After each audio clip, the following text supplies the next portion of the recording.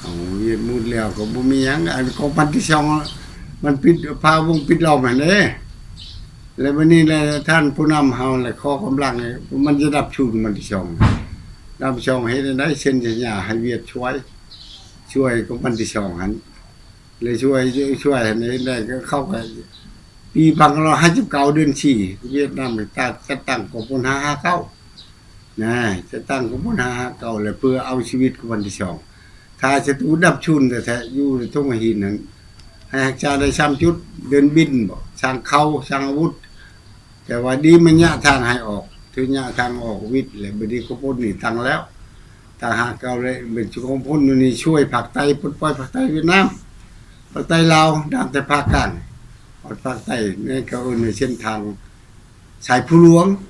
นะเวลาลุงโหหยังมันบ่ทางโฮจิมินห์บัดนี้มัดลุงโฮเชียแล้วจังว่าเปิดบัดลบโฮจิมินห์แล้วจังเส้นทางโฮจิเดืองมอนโฮจิมินห์เลยนะแล้วเปลี่ยนแดนละครโลกไสงอนหั่นเป็นละครโลกโฮจิมินห์อย่างนั้นเนาะเรื่องเวียดเข้าปี61เวียดก็เริ่มปลดปล่อยแล้วบัดนับแต่ละครั้งพุ่นแล้วพนมเส้นทางเลข8เลข12เส้นทางเลข9ยอดเชมเฮียงเวียดก็เข้ามาตัดทางเลข9ปลดภาคใต้ตัดทางเลข9ปลดปล่อยนายมในเมืองพิณปลดปล่อยตะโขงจังปะแต่โพธิชันเนี่ยก็ได้ปลดลาวยังแต่โพธิชันก็หลายอยู่หั่นสัตว์อยู่หั่นแล้วตัดทางขึ้นไปเมืองนองพุ่นเลยเฮ็ดทางปลดปล่อยภาคใต้อย่างนั้นแล้วอันนี้ของชีวิตเรียนมาเส้นทางเขานะนั่นเนาะแล้วพอตามเส้นทางจำหนึ่งมันตั้งอยู่ไงอันจำช่องอยู่ลำปุ่มนี่อยู่ลาวนี่จำชามต่อไปฮอดภาคใต้ฮอดองค์มีนะ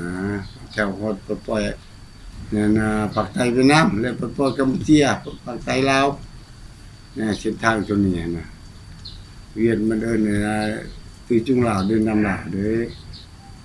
เพื่อนะเพื่อปลดปล่อยที่อเมริกาชนะนั่นไหน